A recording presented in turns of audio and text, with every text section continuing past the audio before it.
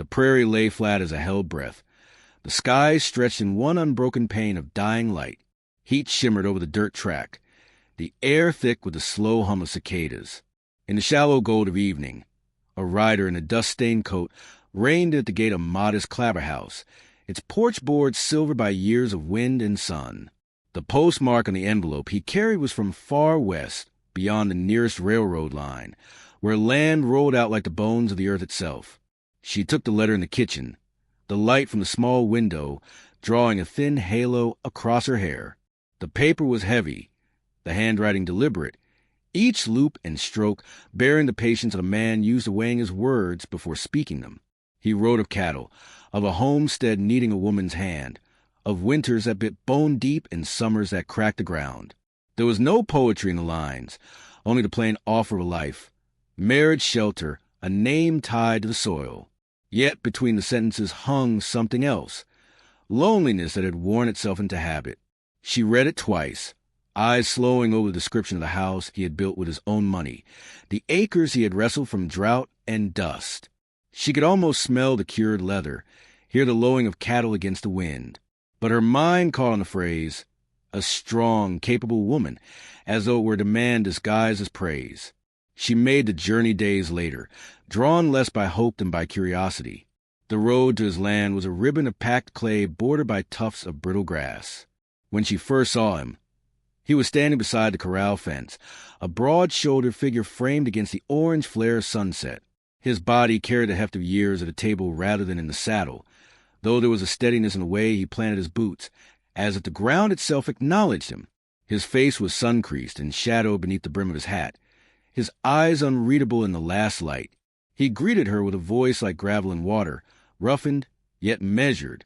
His words held courtesy without ease, as if each had been chosen with care and tested for weight. Over supper in the main room of his house, she noticed the walls were bare of family photographs, the shelves lined instead with ledgers, maps, and an old revolver displayed in a glass front case. He spoke of the land, of the river that cut through the north pasture, of the wolves that came down in winter. She nodded politely, but each detail sounded less like an invitation and more like a warning. When his proposal came, it was without flourish. He promised her security, a place to call her own, a life untroubled by want. His gaze held hers without blinking, as if testing her against the weight of his silence.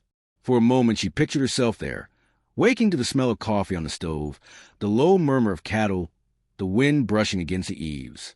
But alongside that image was another, the quiet, pressing loneliness that seemed to seep from the walls, the way his voice turned clipped when talk drifted from the land to anything of the heart. She told him no. Her words were soft but final. Something in his jaw tightened, though his reply was calm.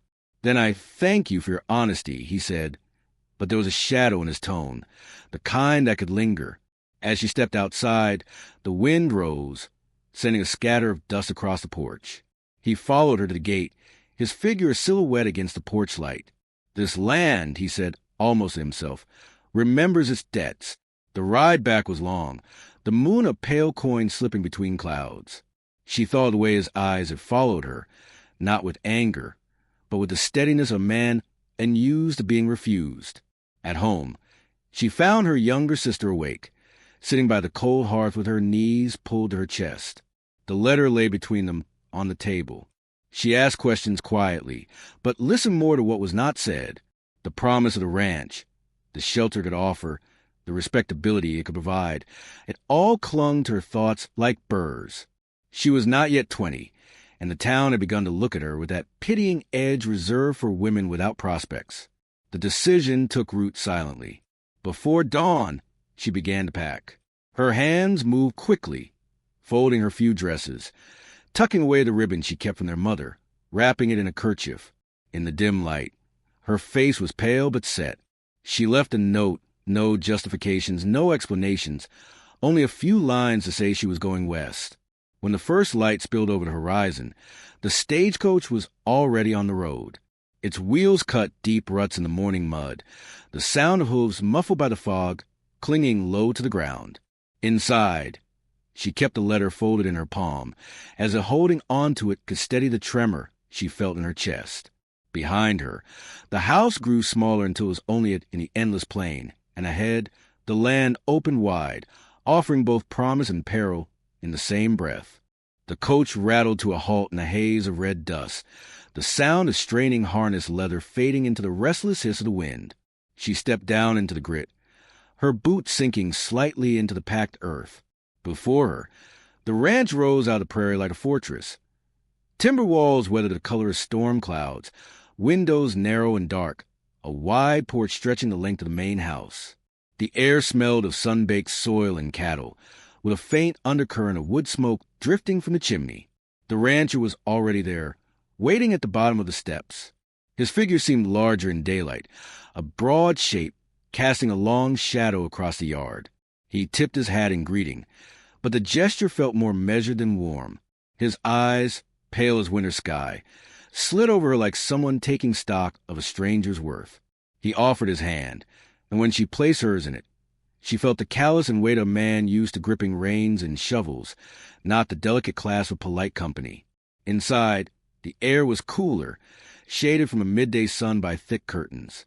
The house smelled faintly of linseed oil and coffee gone cold. She followed him down a hallway where the floorboards creaked underfoot, past closed doors that seemed to hum with the stillness behind them. In the dining room, a long table sat bare except for a single pewter lamp and a polished revolver resting on a folded cloth, its barrel catching the dim light. She glanced at it, but he gave no explanation. He spoke sparingly as they sat to eat. Bread, cheese, smoked beef laid out with deliberate neatness.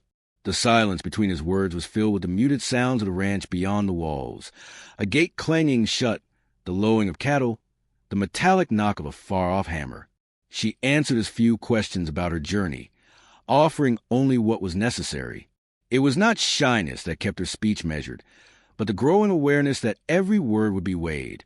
Later, he led her through the grounds, pointing out the barn, the windmill, the smokehouse, the line of corrals stretching toward the dry riverbed. The sun baked the earth underfoot until it seemed to crackle with each step. Ranch hands moved in the distance, their faces turning briefly toward her before returning to their work. She felt their eyes linger just long enough to register the novelty of her presence. One of them, an older man with a limp, tipped his hat, but kept his gaze guarded, as though testing her against something unspoken.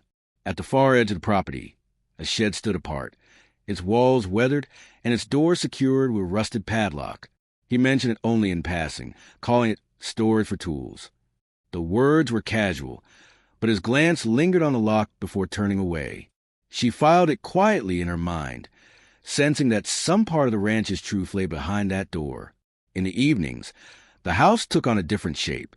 Shadows gathered in the corners, and the lamplight seemed to draw the walls closer. He read by the fire, the chair groaning faintly under his weight, the book balanced on his thick hands. She sat across from him, sewing or pretending to, aware of the way his gaze would sometimes lift from the page to rest on her for a moment before drifting back. There was no unkindness in it, but neither was there ease. It was the watchfulness of someone who still regarded her as an uncertain factor in a world already too fragile. On the fourth night, she woke to the sound of footsteps in the hallway. They were slow, deliberate, pausing outside her door before continuing toward the back of the house. She lay still, holding her breath, until the soft click of a door closing broke the quiet. In the morning, the rancher was at breakfast as usual, his manner unchanged, though the faint scent of gun oil lingered faintly in the air. She began to learn the rhythms of the place. Morning started before the first light, with coffee so strong it left a bitter trail on the tongue. The days stretched long, filled with the creak of leather, the churn of dust under hooves, and the ceaseless wind that carried the smell of dry grass. He worked alongside his men when needed, though his presence alone seemed to keep most tasks moving without words. In those rare moments when he smiled, the lines on his face deepened in a way that suggested it was not a habit he practiced often. Yet for all the solidity of the ranch's routines, an undercurrent ran through it, something taut, unspoken, and impossible to name. She saw it in the sidelong glances between the hands, in the way his eyes would travel the horizon before sundown, as if measuring a distance only he understood. It was in the way he always locked the front door at night, turning the key twice before pocketing it. One afternoon, while bringing in laundry from the line, she passed a study and noticed his desk drawer slightly ajar. Inside lay a small brass key, old but well kept, its surface worn smooth from use. Her eyes flicked toward the hallway, the silence pressing against her ears. She reached in and closed her hand around it, feeling its weight. Before she could slip it into her pocket, she heard the heavy tread of boots approaching. She returned it quickly, shutting the drawer just as he stepped into the doorway. He looked at her for a long moment, his expression unreadable. "Some things in this house," he said slowly, "aren't meant to be opened without good reason." The words carried no overt threat, but they lodged in her chest all the same. That night, the wind rose over the prairie, rattling the shutters and sending a low moan through the eaves. She lay in bed staring at the ceiling, the image of the key fixed in her mind. Somewhere beyond the walls, a coyote called, its cries stretching thin into the dark. She thought of the locked shed, of the quiet footsteps in the hall, and of the man who had brought her here. Solid as the land, but with shadows that stretched farther than the reach of the porch light. Sleep came slowly, as if the house itself were holding it back, and when it did, it brought no rest. Only the feeling that the ground beneath her had begun, in some small way, to shift. The morning broke under a low ceiling of clouds.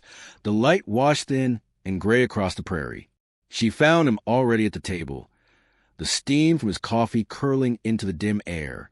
He didn't look up when she entered, only motioned for her to sit. His voice, when it came, was quiet but sharpened at the edges. The brass key was no longer in his desk. "You were in the study," he said, not asking. She kept her gaze on the rim of her cup, her fingers wrapped too tightly around the porcelain. "I was looking for paper," she replied, the lie tasting brittle on her tongue. He studied her for a moment longer, then leaned back, the chair creaking under his weight. "Some doors keep more than dust," he said, and though his tone was even, the meaning was not lost on her. She felt the air between them settle into something heavier, as though a wire had been drawn taut. The day's work passed in a blur of chores, but the weight of that conversation followed her. The ranch hands were restless, their talk clipped, their eyes drawn to the northern horizon where dark smudges of cloud promised rain. She noticed one of them, a man with a crooked grin and eyes that never seemed to rest, watching her longer than the others. That afternoon, she overheard him in the barn, speaking low with another hand about old debts and how the boss keeps what ain't his. Their words bent around her like the wind through dry grass, hints without detail, enough to make her chest tighten. By evening, the clouds had gathered thick and low, dragging the light out of the sky. She wrote a letter to her sister, the ink pooling dark on the page. She described the land, the work, the way the wind never seemed to stop, but she left out the locked shed, the strange nights, and the warning in his eyes. She wanted to keep something of this to herself, though she could not name why. Perhaps because speaking it aloud would make it real. As the first drops of rain struck the roof, she stepped onto the porch. The smell of wet earth rose around her, sharp and alive. In the distance, lightning forked across the clouds, its light showing for an instant the silhouette of a lone rider cresting the far ridge. The figure didn't move with the easy gait of a traveler. It was purposeful, cutting straight toward the ranch. She felt the hair on her arms lift. By the time the rider reached the yard, rain was falling hard, soaking through her dress. The man slid from his saddle, his coat clinging to a frame made lean by hardship.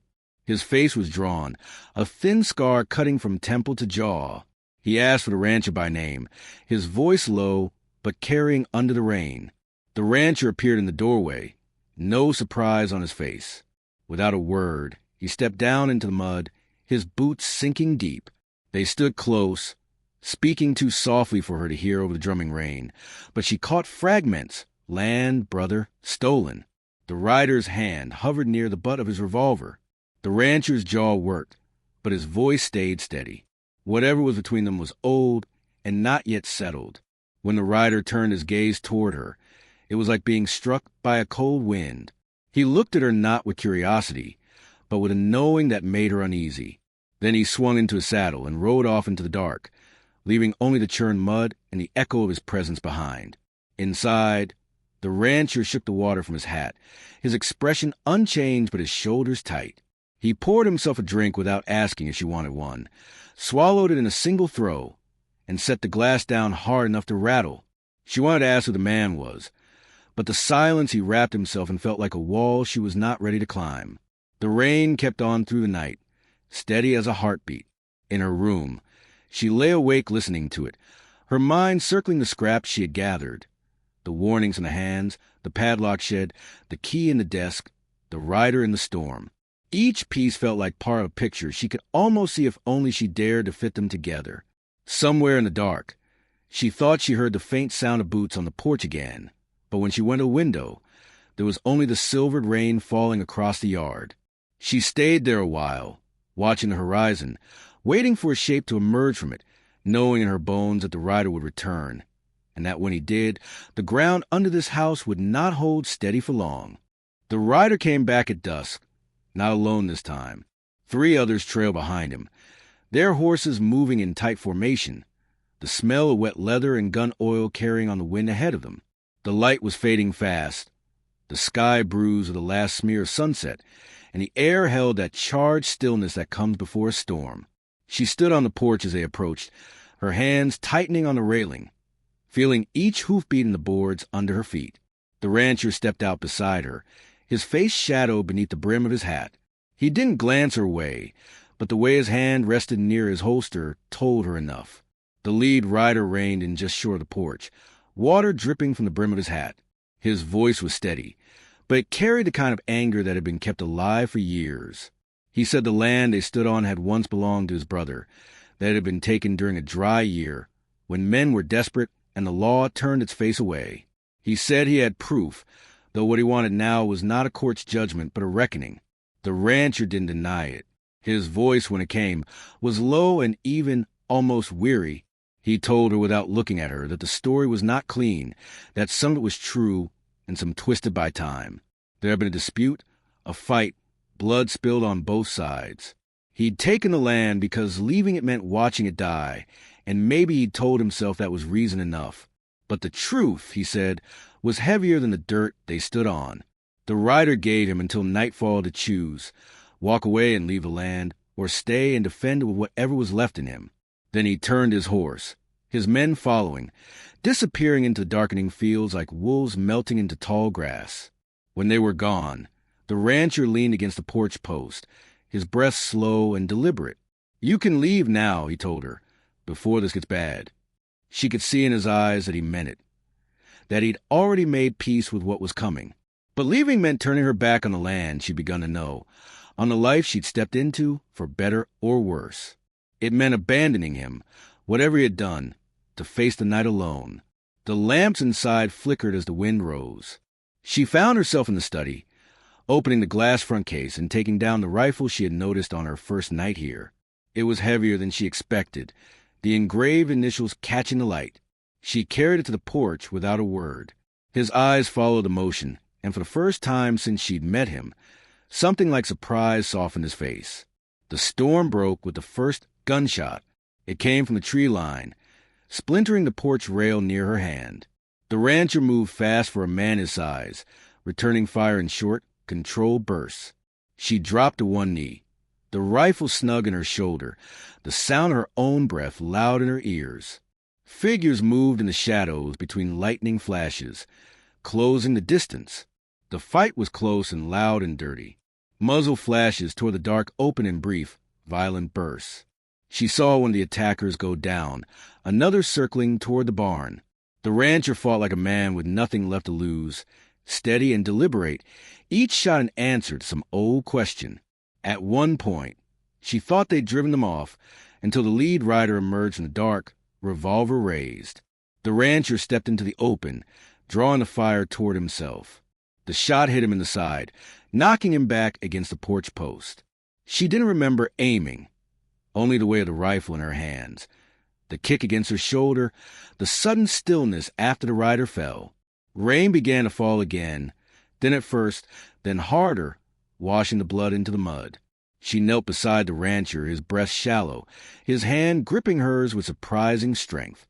"This land," he murmured, "it'll take everything if you let it." His eyes searched hers, not for forgiveness but for some measure of understanding. She stayed with him until the sky began to pale in the east. The attackers were gone, leaving only the churned mud and the smell of gunpowder hanging over the yard. The sun broke over the horizon, its light catching on the wet ground, on the empty shell casings scattered like seeds. She stood, the rifle still in her hands, the weight of the night settling into her bones. The land stretched out before her, silent except for the wind moving through the grass. Whatever debts had been paid in the dark, she knew they would not be the last. But she was still standing, and the ground beneath her feet felt, for the moment, like something she could claim.